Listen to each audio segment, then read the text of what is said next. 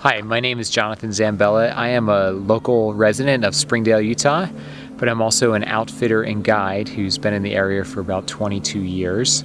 I own a small company called Zion Guru, where we do specialized canyoneering, climbing, hiking, and scenic tours, as well as outfit people to hike the Zion Narrows.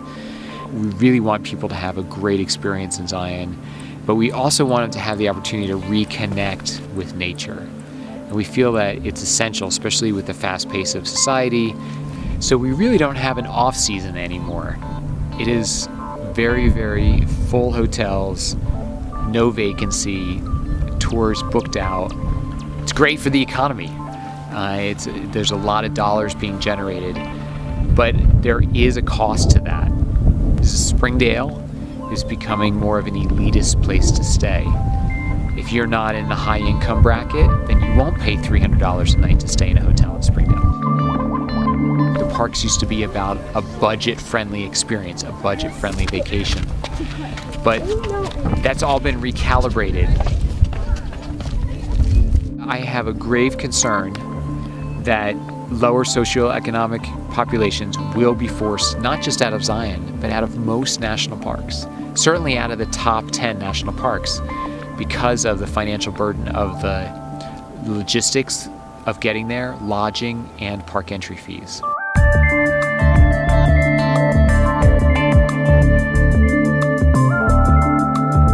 So when people were driving into Zion National Park, they were limited of where they could park. So there were 800 parking spaces. So basically 800 cars a day could end up in Zion National Park, approximately. So now we have a shuttle that's capable of carrying 15,000 passengers a day. If you build it, they will come. And that is the case where we are right now. There's standing room only, 9 months a year on the shuttle in Zion National Park. We've had 3-hour waits to get on the shuttle here.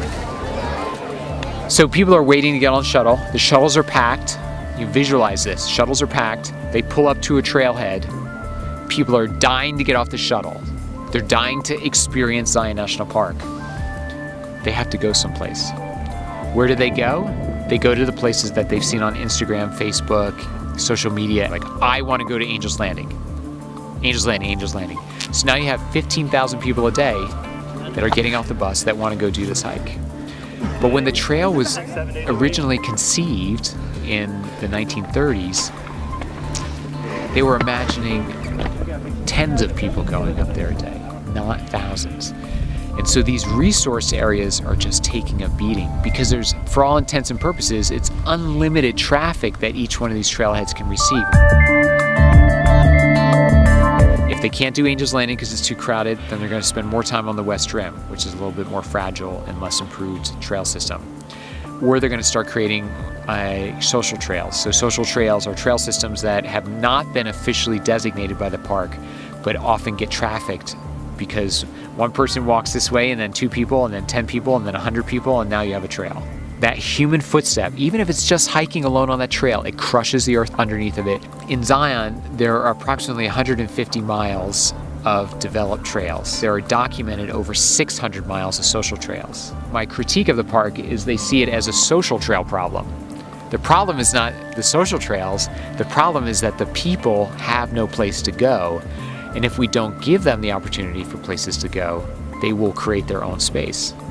We have to find different channels that don't adversely affect the resource, but still allow people to experience Zion National Park. I am absolutely, as a business owner, not afraid of a decrease in visitation. There is a vibe in town to take care of Zion. The community itself at large really wants to take care of the park.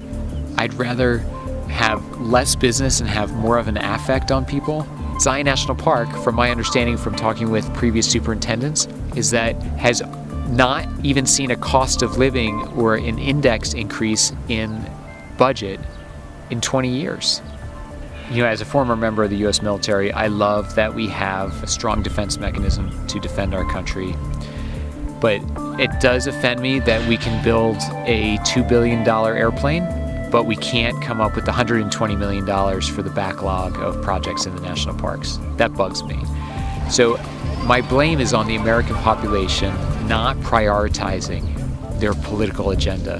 And I think when we drive our politics based on fear, and that we need to constantly develop a stronger and bigger military presence rather than developing a greater sense of home and taking care of our home. I think it's a travesty. The most important assets we have are our population and the resources that are under our feet.